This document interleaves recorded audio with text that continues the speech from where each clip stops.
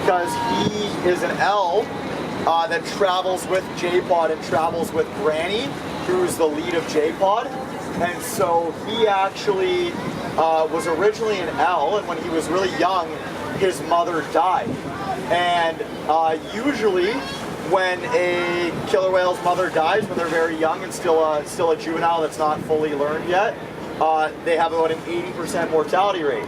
L87 was an exception, and he ended up getting adopted by a whale in K-Pod, and then shortly after, that adopted mother in K-Pod also died. So then he was left without a mother for a second time, and then finally he was adopted by Granny in J-Pod, who he now still travels with to this day, which is incredible. That like never happens.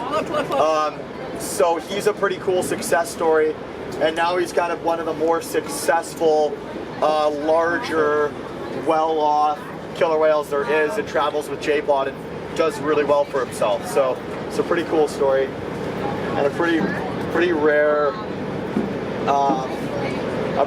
animal. And one of the females we were looking at earlier over in front there was actually Granny on the other side there, and Granny's the one that's estimated to be about 105 years old.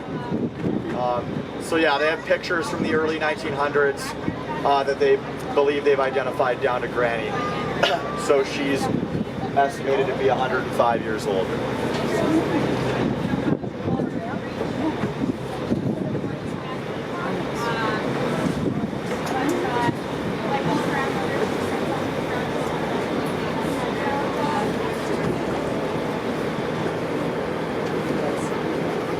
Oh, there he is right here.